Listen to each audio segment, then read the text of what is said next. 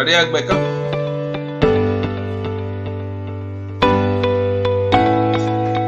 Broadcasting started.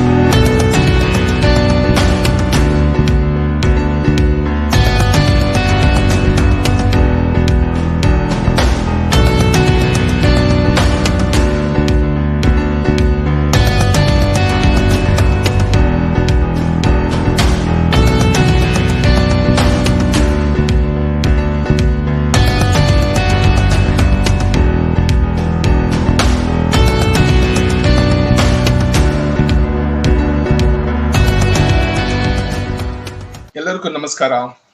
I'm Gopi K, your host for today. On behalf of VHS Karnataka, very warm welcome to all the wonderful viewers for the 52nd edition of Online Samvada by VHS Karnataka. We had 51 amazing episodes of Samvada from VHS Karnataka until now, including last one, how tribal played a crucial role in freedom struggle by Sri Lakshman Singh Ji. What an amazing session was that. Bharatiya civilization is very ancient. Thousands of years back, Bharat had dozens of top universities across Bharatavarsha, like Takshila, Nalanda, and were integrated with local gurukuls. As many as 64 different subjects were taught, like maths, science, astrology, astronomy, metallurgy, arts, architecture, music, etc., were taught, practiced in detail until the invaders came in and stole, looted, and destroyed the universities. Later, the colonizers came in, stole, destroyed whatever the existing universities left over, and including the gurukuls completely. Macaulay completely put an end to Gurukula education system by introducing British education system. That continued even after independent India and started to distort the history of Bharat with a motivated narrative. Finally, some initiation has been taken to stop the distortion of history of Bharat and correct some of them back to the originals in Karnataka textbooks, school textbooks rather. Today's topic is rewriting textbooks in Karnataka. To know more about this, we have a special guest speaker, Shri Rohit Chakrathirtha ji, an author and a speaker, and well-known personality in Karnataka. Rohit Chakrathirtha's professional career in Bengaluru as a teacher guide for competitive exams. His students have succeeded in state, national, and international levels. Rohit ji also involved in preparing textbooks for PUC. Rohit is as a columnist for the last one decade has written many articles which have appeared in many newspapers and magazines across. He has written valuable articles on science as a columnist in Karmavira weekly magazines for a decade. He also translated several regional and international famous stories into Kannada language like Mruga Chuluve. I think he's going to talk about it when he get a chance. He has won Best Science Article Award for Ganita, Ganita Kutuhala and others. He is running an education institution and as a member of Kannada Development Authority, he is contributing to the richness of Kannada literature. A large number of videos on science and mathematics are also available in his YouTube channel. We are also joined by VHS Karnataka State President Sri Nikusha ji, and Uday is supposed to join. Sri Uday ji is supposed to join. He didn't. So Tej is also supposed to join. I think he's stuck in traffic, but he's going to join sooner. Without any further ado, now I request Sri Rohit Chakrathirtha ji to enlighten all of us on what are all the changes that committee has implemented in the textbooks overall in Karnataka. Please, Rohit ji, take over then. ನಮಸ್ಕಾರ ನಮಸ್ಕಾರ ಆ, ಮೊದಲಿಗೆ ನಾನು ಆ, ತಡವಾಗಿರೋದಕ್ಕೆ ನಿಮಗೆ ಕ್ಷಮೆ ಕೇಳಬೇಕು. Sorry for the delay. I was stuck in traffic just like every Bangalorean, and also it was raining heavily today in Jayanagar and other parts of Bangalore. Let us come to the topic. Let me uh, give a brief about what exactly has happened in revising textbooks, what exactly was revision of textbooks, what was our role, and how it has impacted the education system, and then what were the allegations later that came up in this regard, and what was our answer. So let me give a complete 360-degree view about this revision process. As you have already told that yes, we had this Macaulay system, and because of Macaulay's education, our entire Indian education system got deviated, and it got more westernized, and like Indian system or Indian values, they got diminished. Now we had taken some measures to correct this post independence, and somewhat we got success also. I mean, in particularly in regional languages, there were some attempts after 1947 in textbooks. They had done a lot of experiments in terms of content, in terms of methodology, and pedagogy and everything, and to some extent we got some good results also. I mean, we cannot say completely that we did not have any Indian values or Indian system. Yes, we had a certain amount of Indian system, but it was not completely brought back. Now we in Karnataka we have our own textbooks, and we have been revising our textbooks, or we have been writing our textbooks based on national education policy. Just now we have got a new education policy to 2021, but before that we had two education policies, one in 1968 and another one in 86. Now, based on National Education Policy 1986, we had something called NCF, National Curriculum Framework, and that was designed in 2005. And based on that NCF 2005, we had written our own textbooks, and those textbooks came into existence in 2005. And there was a committee on for that. Professor G.S. Mudambuditaya, one educationist who was heading the committee. There were about like 200 people, maybe more than 200. They were there to write the content for various textbooks, that is science, maths, history, and so on. Then all those people, they compiled their work, and finally the textbook was introduced to the students in 2014.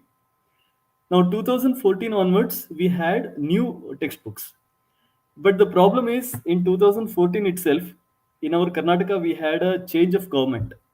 So there was an election, and the earlier government had fallen and the new government had been formed. Now, the new government had some problem with the textbooks. They did not exactly tell what was the problem, but they told, no, we have to change these textbooks. Without telling the reason, they wanted to change the textbooks. And in 2014 itself, within a few months after the formation of the government, the chief minister himself, he told we have to revise the textbooks and we have to form a committee. Now, within a few weeks after that declaration, he gave a statement in budget itself saying that a new committee has to be formed and the textbooks have to be revised. Now, based on that declaration, one committee was formed, headed by Professor Bargu Ramchandrappa. And Professor Bargu Ramchandrapa had a committee of about like 182 people, uh, and various sections. Like he had a section for science, he had a section for language, particularly in Kannada. Then he had a section for English. He had a section for science. So he had various different departments, and he was the Sarvadhyaksha. He was the head for all these departments, and he was heading this 182 people committee. So the committee took about like 2.5 to 3 years to revise the textbooks, and the revised textbooks came into effect in 2017. Now, when these new textbooks came into the public, when it was given to the students in 2017 itself, I had the opportunity to go through the textbooks, and when I was going through the pages, like I found some deviations, I found some fallacies, I found some wrong information that had been written in the textbooks. So I questioned it uh, through my articles. I published a few articles in those days, and very pertinent questions I had asked in those articles. Particularly in social studies and languages, there were a lot of deviations. Now, what kind of deviations had happened there? Uh, Let me give you a very few examples. There was a term called Matrubhumi. There was a term called Namma Desha, or there was a term called Bharatakanda or Bharatavarsha. Now, these kind of words had been replaced by Desha, which means country. Okay, so whatever the I mean the gravity had these words, so all those importance had been removed. So Matrubhumi is replaced by Desha, Nanna Bhumi or Nanna Desha is replaced by Desha, Bharatavarsha is replaced by Desha. So everything has been changed. This is one.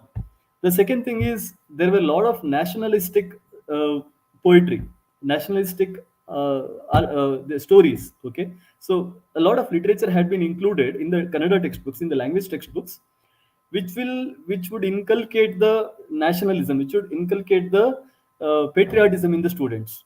Now those kind of items had been removed, uh, and they had given various reasons for removing those kind of literature. They told only one particular part has been given prominence. For example, a lot of writers from Karavali belt have been given importance in the textbook. So we are removing some writers from Karavali belt. We are removing some writers of some particular caste or some particular religion. So they had given various reasons, but their main agenda was to reduce, or their main agenda was to remove the writings, the stories and poetry which had this nationalism flavor. So that was one more thing.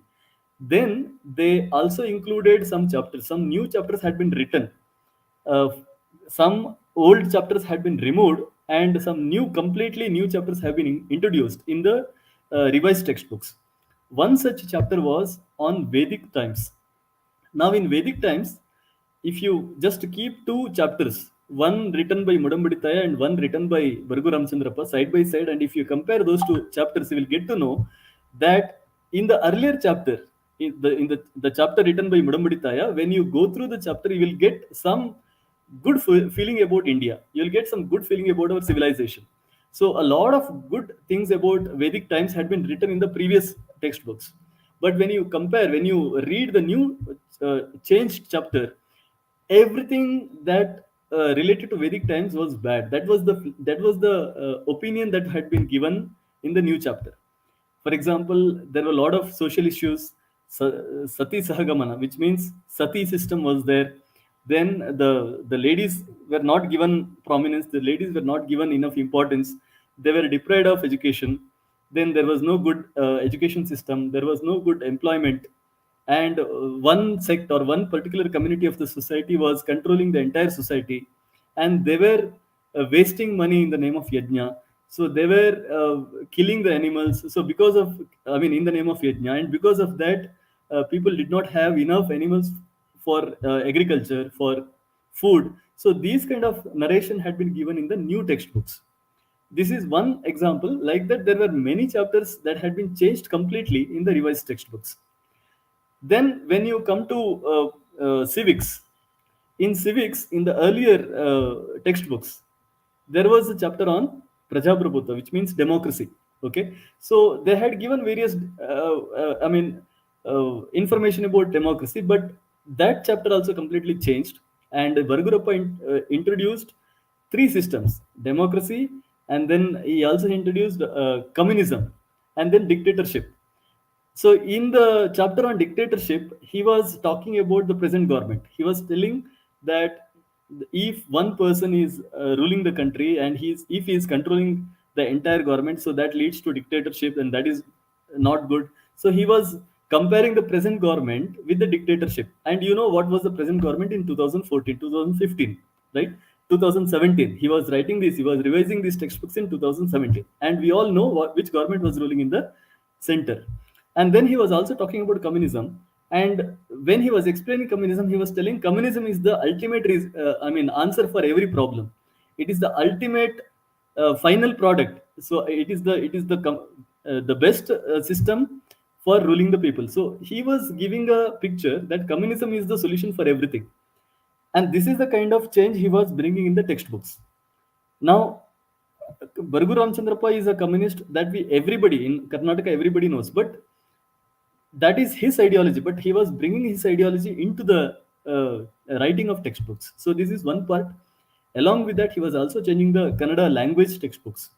So as I told you earlier, he was removing some poetry, some writings of some particular communities or some particular region, and then he was introducing some other writings which were kind of derogatory. He was, I mean, some poetries, some writings, they were uh, like kind of, I mean, the language itself was kind of defamation. So they were ridiculing some communities, they were ridiculing some customs and some this thing, some practices of some communities. So those kind of writings were included in the textbook. Now, I started writing about this in 2017, and I went on writing continuously about these things. I was taking some examples here and there, and I was showing those things to the public. I was telling, see, there is a problem in these textbooks. The textbooks have been deviated. So, some particular ideology has been infiltrated here, and the students are being oriented to some particular ideology, and this is not good. The students should not get oriented to any particular ideology, be it left or right. They should be given some facts, right? So when we are talking about history, they should get the real facts. But all the facts were fabricated, they were modified and manipulated, and some wrong information was given. So we thought, okay, this must be stopped, this must be changed. So I was writing for 5 years continuously about this, and in 2021 the government recognized this, and they formed a committee, and they asked me to preside over this. They asked me to head the entire committee. Now the committee had a very limited access. We did not have the right to change the entire textbook. We had only right to change some narration that was hurting some sentiments of some particular communities. But when we were going through the books, me myself and the members of the committee, when they were going through the textbooks, we got to we finally came to one conclusion that minor change cannot happen here. We cannot do some cosmetic changes here and there. If we have to do some revision work, some real revision work, we have to really go through the entire textbook, and we have to completely rewrite it. But we did not have enough time to rewrite it, because the government had asked us to complete the work within 6 months.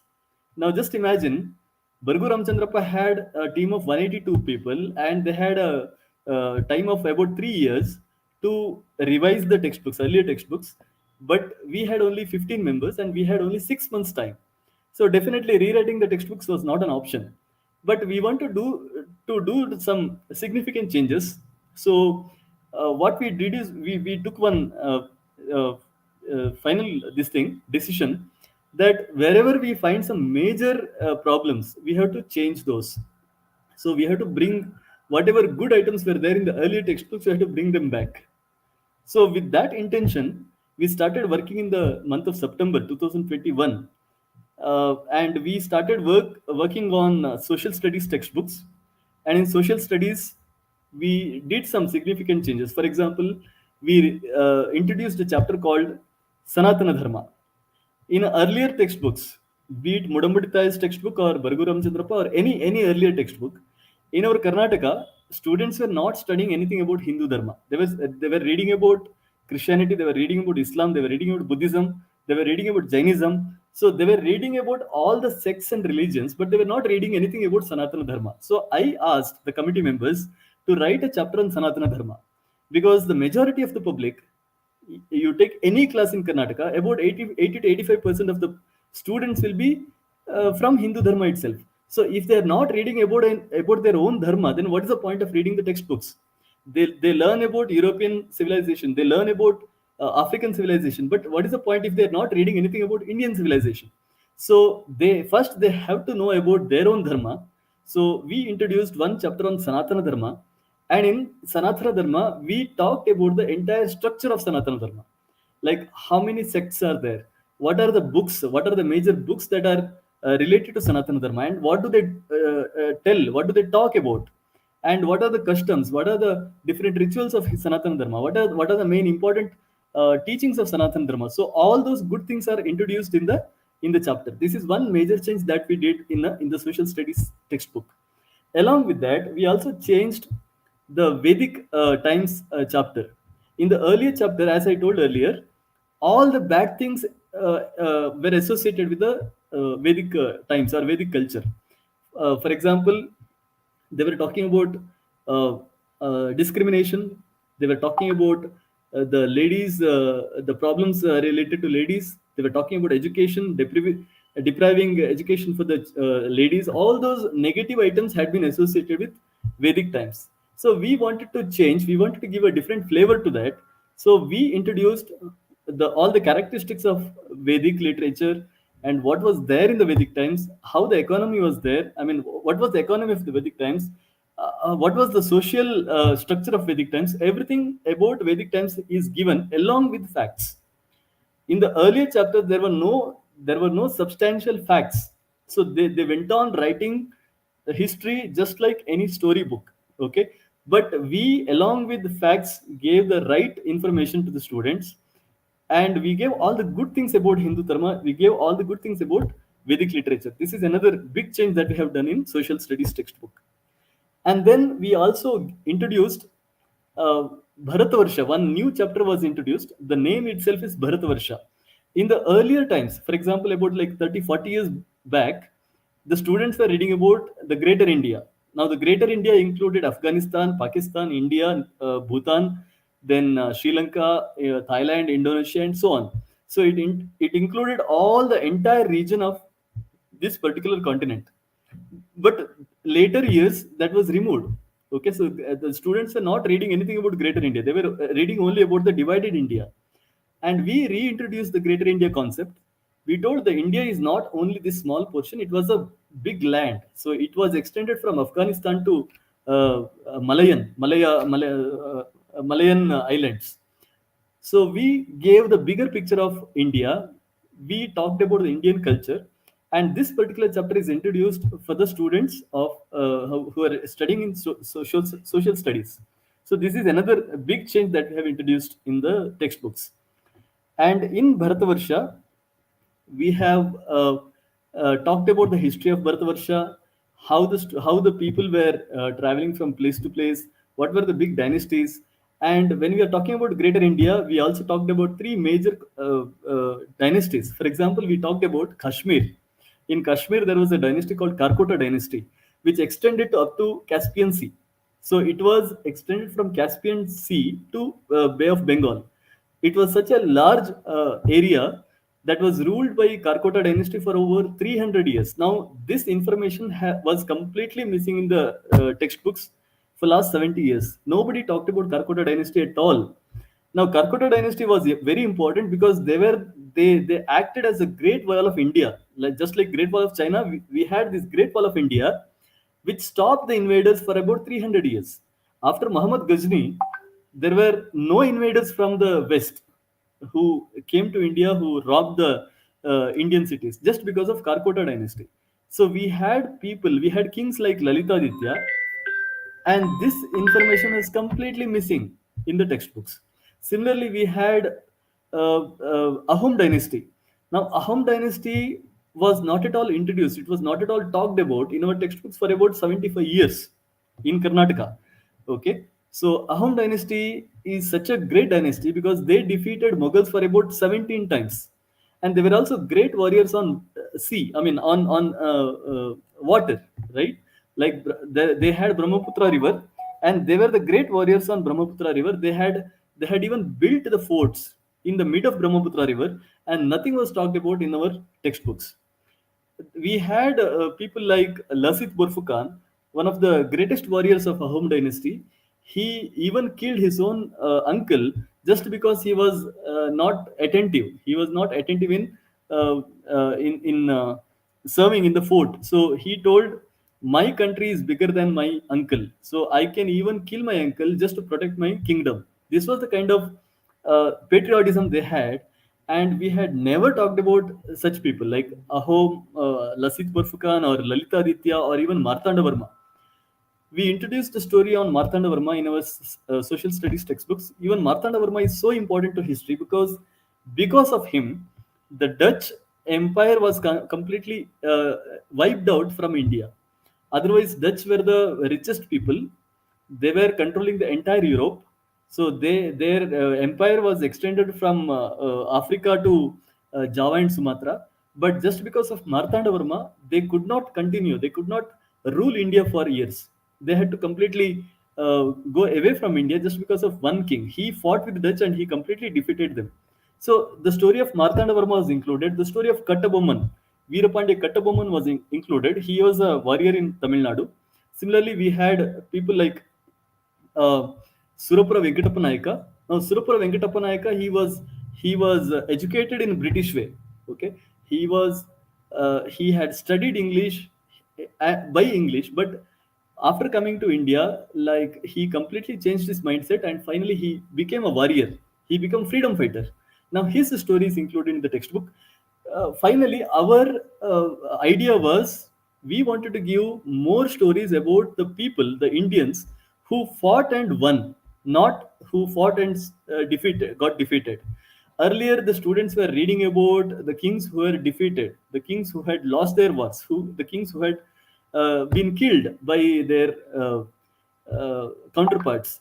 But we wrote the stories of the people who won, who fought and won, be it Lasit, be it Lalitaditya, or be it Martanda, be it Kattabomman, anybody who fought and won. So this Kshatra we wanted to introduce in the textbooks, and we did it in a very big way.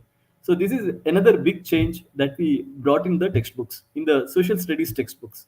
Similarly, we did some changes in the civics and geography also. Even there were lot of mistakes, lot of I mean, even the there were hundreds of spelling mistakes in the earlier textbooks. I really don't know what kind of revision they had done in the textbooks, but because in geography I can show you, in each page there were about 20 to 25 spelling mistakes. There were factual mistakes. So all those things have been corrected, and we have given 100%. I cannot say 100% error free, but 99.9% error free textbooks we have given. This is about social studies. Similarly, we have changed the Kannada textbooks as well.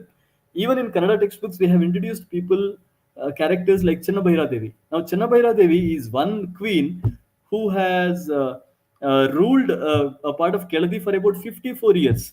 Now, you find hardly any characters, any great people in India who have ruled for about half a century.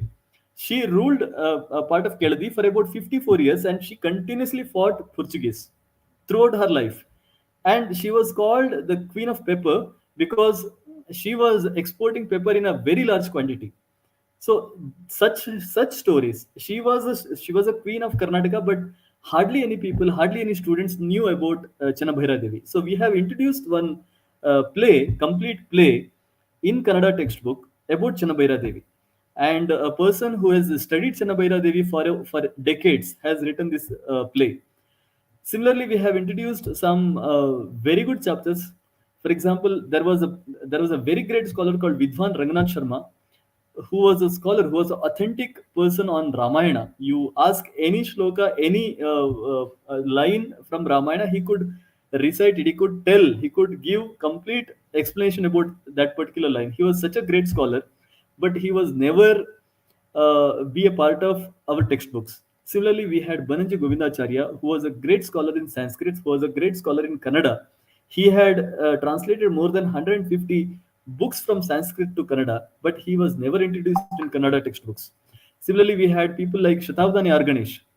Shatabdani Arganesh is a great scholar in Karnataka. He is famous for his Astavdana. He is famous for his Shatabdana. He has read and written hundreds of books, but none of his writings had been introduced in the Kannada textbooks.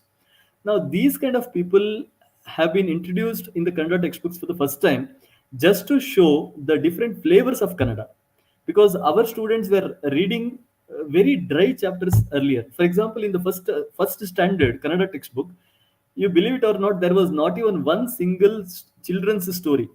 Okay, so without telling any stories, we have been teaching Kannada for the entire year. For the first standard children, there is no story at all in the textbook, in the entire textbook. We have introduced one story by a well-known story writer, children's story writer, called Panja Mangesh Rao. Similarly, in the second standard, we have introduced a character, a story about Kempe Gowda. In the sixth standard, we have introduced a picture about a fair in Uttara Kannada. There is a very famous fair called in Siddharuda Jatre, which is a very famous, very popular fair in Uttara Karnataka, that is introduced in the sixth standard textbook. Similarly, we have introduced more poetry of Kuempu and also many other great scholars. So our intention was to uh, give more strength to Kannada. I mean, make it more colorful, more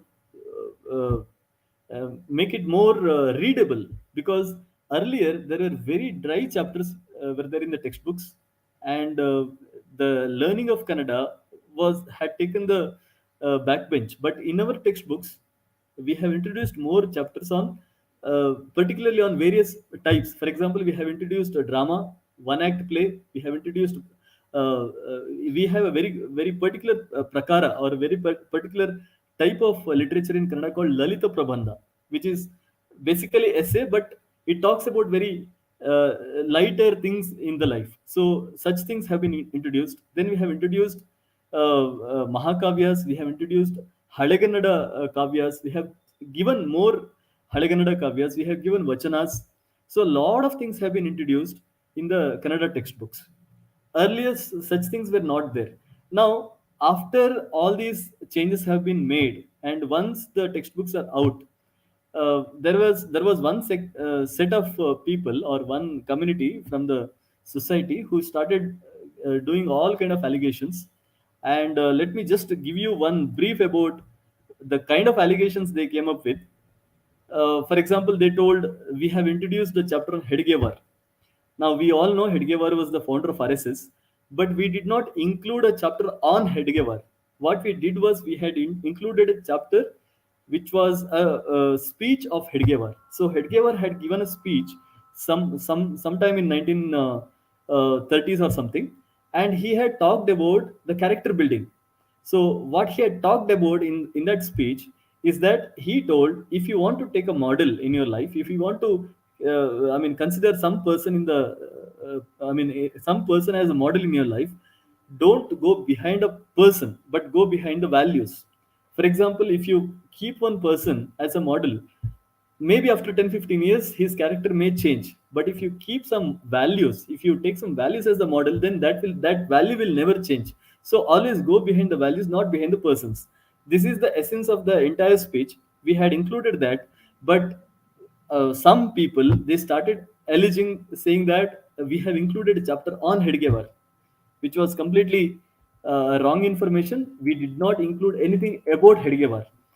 And why did we include Hedgevar? We would have included anybody else. Why Hedgevar was the question.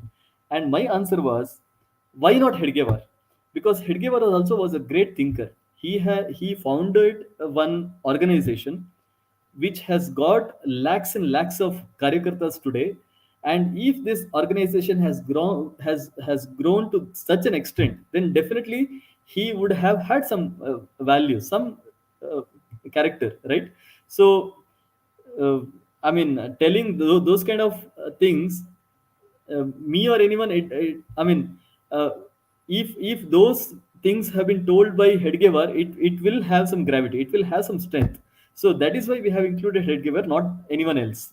Then similarly, they told we have removed the chapter Narayan Guru. Narayan Guru is a very great character. He did a lot of social reforms in the the south of India, particularly in Kerala and Kasaragod. We did not have any intention also to remove any chapter on Narayan Guru, but this particular allegation came up just to provoke some people, some communities, because there is a very big following community for Narayan Guru. So if they could, I mean, if they are provoked, then probably uh, these textbooks can be withdrawn. So that was the intention of the people who provoked these communities. So they told Narayan Guru's chapter has been removed. No, it was not removed, it was very much there. Similarly, they told Bhagat Singh's chapter is removed. So they somehow they wanted to take this topic to national level. So they wanted to pick some characters which can, I mean, take this topic to national level. So they took Bhagat Singh. But again, Bhagat Singh's chapter was not removed. I had told that whatever was there in the present textbooks about Bhagat Singh, it was a very small portion. A very few lines were included. So we wanted to extend it. We wanted to give more information about Bhagat Singh, about his contribution, how he fought British, and finally how he was, I mean, came to trial, and what was his character, how he took this trial, everything. So everything about Bhagat Singh, the complete character about Bhagat Singh, has to be given. So that was our intention, and we have included one chapter. We did not remove the earlier chapter. We included one more chapter about Bhagat Singh. So even that allegation was wrong. And then they told we have removed some portion about Tipu Sultan. Yes, we have removed some portion about Tipu Sultan, because earlier, if you compare the previous chapter and the present chapter, in the earlier chapter, there was a chapter on Mysore. Okay, so about Mysore region, when they were talking about Mysore region, when they were giving the introduction for about 2 pages, more than 75% of that introduction was about Tipu Sultan. Now, Mysore is not about Tipu Sultan. Mysore about Wadayars. Okay, so Wadayars ruled Mysore for about 1,000 years, and Tipu Sultan ruled Mysore only for 17 years. Now, if you are giving this information for about 2 pages, and if you are finishing Yaduvamsha in only two to three lines, that is definitely wrong. So it is completely misproportion. So we wanted to correct it. That is why we had removed some portion about Tipu Sultan, but we did not remove Tipu Sultan from history. Our committee very strongly believed that no person can be removed from the textbooks, because just by removing some person from textbook, he cannot remove them from the history. Tipu Sultan will definitely remain in history. He had definitely fought two Anglo-Mysore wars. He had definitely ruled Mysore for about 17 years. But we had removed some unnecessary, unwanted items, unwanted information about Tipu Sultan. Then they also alleged about our revision committee. They told we have given wrong information about Kuempu. Now, again, this was a very wrong information, very misleading information. Whatever they were showing, so they were showing one small introduction part about Kuempu. They told, see, in these particular lines, they have defamed Kuempu. The portion that they were showing, the textbook they were showing, was not at all related to our revision process. Our revision process was only confined to social studies and Kannada language, but the portion they were showing was related to environmental sciences. Okay, it is called ECS. Now that is nowhere related to our revision work. So they showed some wrong textbook, and they told this particular committee has defamed Kuempu, which is again a very big lie. Then they told this entire textbook is Brahminized, in the sense a lot of Brahmins have been included in the textbooks. Just to show the truth, I just compared two textbooks. I took one 8th standard textbook, which was revised by Bargu Ramchandrappa, and I just listed out all the writers who are included in that textbook. About 21 writers were there. Out of 21 writers, about 18 writers were Brahmins. We had never seen the the community or the caste or the religion or the gender of any person. When we were including the chapters in the textbooks, we had seen only the quality. So if there is a good quality write up, it has to be there in the textbook. We did not go through the gender, we did not go through the religion at all. But when these people started alleging about uh, this brahminization, I just went through the textbook of Barku Ramchandrappa, and out of 21 people, about 18% persons were Brahmins. I just showed this and they became silent. Then they also told uh, this process is unconstitutional. This process should have been done by some other person. This committee should have been headed by some other person. So all those things, they did not have any base. All these allegations did not hold any water. And then Bargu Ramchandrappa was telling that how Rohit Chakrathirtha has revised Kannada textbooks because he is not a person of literature, he has not studied literature. I just asked one question. Bargu Ramchandrappa has revised maths textbooks. Now, being a literature person, how did he revise maths textbooks? When Bargu Ramchandrappa can do that, why not we revise Kannada textbooks? And moreover, it was not me, it was not the president or the head of this community doing this work. The entire revision process, the entire correction work has been done by the committee members. And the committee members were all the scholars, they were the experts of various, I mean, of their own fields. For example, we had one person who has worked as a professor of history and also the principal for about 35 years. We also had one person who was a dean of history department in one university. We also had one person who has worked as a teacher in high school, teaching history and geography for about 40 years. We also had one person who is still a working historian. He has been retired in some institute and he's still working in one history institute. So we had these kind of people, and these people have gone through hundreds of books. I myself have seen, just to write some 3 4 lines about Netaji Subhash Chandra Bose, about his INA, Indian National Army. Our committee member was going through some 10 15 books in Mythic Society. I literally have seen this kind of dedication, and just some people giving all wrong information, wrong picture about this revision process. It's really very bad. It's uncalled for. Then uh, so this is the kind of revision process that we have done. uh, Finally, these people, they wanted to provoke, they tried to provoke some communities. For example, they provoked Okaliga community by taking the name of Kuempu, but that was I mean, nowhere related to our revision process. They provoked the Lingayata community by taking the name of Basvanna. But whatever we had written and whatever was there earlier in the Bargu Ramchandrappa textbooks were exactly same. We did not do any changes. They also tried to provoke the Bilava community of Karavali of Karnataka by taking the name of Narayan Guru. But again, the chapter Narayan Guru was never removed. It was very much there in the social studies textbooks. They also provoked Brahmin community by taking the name of Shankaracharya. But again, they change the sentences. Even the papers, even the newspapers like Prajavani, they misled people by changing, by altering the sentences and showing that that was written in our textbooks. So they showed some wrong information just to provoke some communities. So this is the kind of people. These are the people who are continuously trying to find some faults in the revision process. But uh, we have done our best.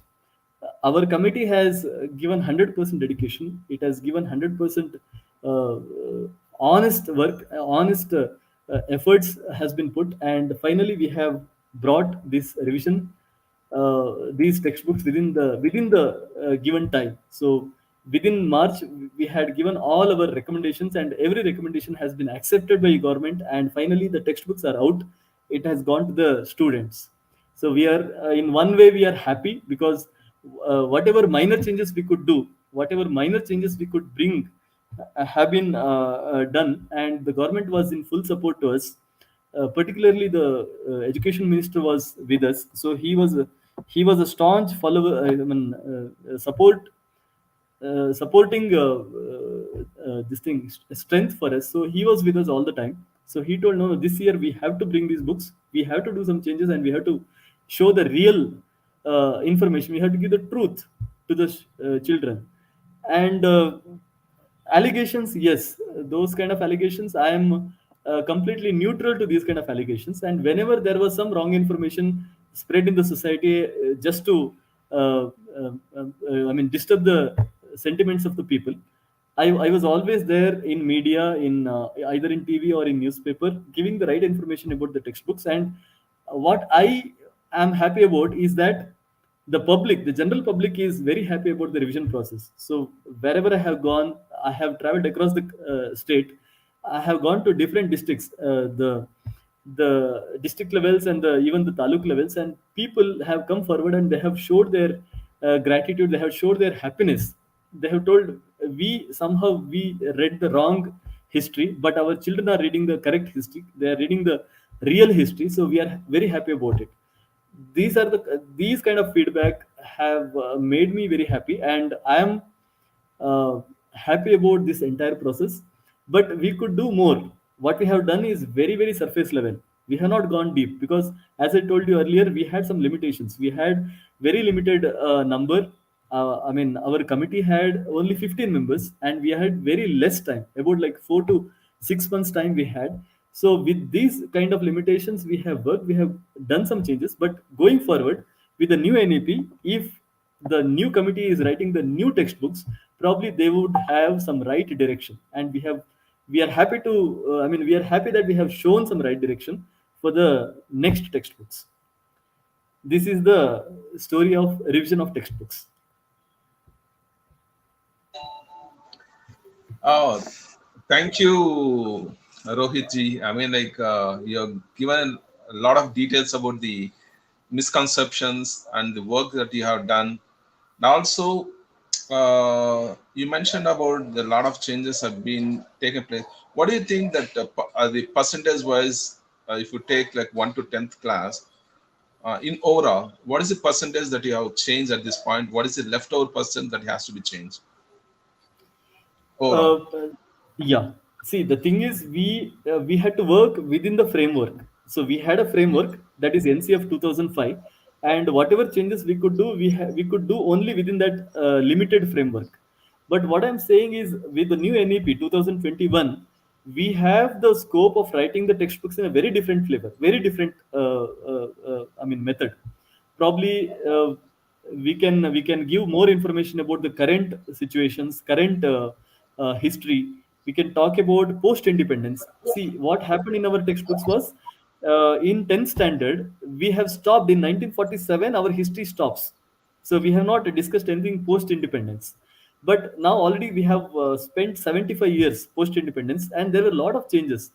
I'm not saying everything was negative, I am not saying everything is positive, but it was a combination of negative and positive developments, right? So this history of 75 years can be introduced in the next textbooks. Similarly, we can talk about a lot of different cultures within India itself. We have different communities, we have different tribes. So the history of those people have not been included in the textbooks. That can be rewritten. Similarly, we have not given any history of, for example, history of science, right? uh, History of science is completely missing in our textbook. History of economics has been completely missed in our textbooks. So whenever we are talking about history, we are talking only about kings and queens, which is not true. History is basically everything that has happened in the world, right? So we need to write history of science, we need to write history of industrialization, history of economics, history of general public. See, history is not only related to kings and queens. History is also about public, general public. So we need to write these kind of histories in our next textbooks. So what I'm saying is, we have to completely restructure the textbook pattern. That may happen in the new NEP. That is what I'm hoping for. Oh, okay. And other thing is, like, do we really need to call these social studies, or should we call it as dharmic studies going forward? No, this would be social studies only, because we are living in society and we need to understand the entire society. So when we say society, it includes everything. It includes dharmic, it includes economics, it includes the business, right? It includes the customs and rituals.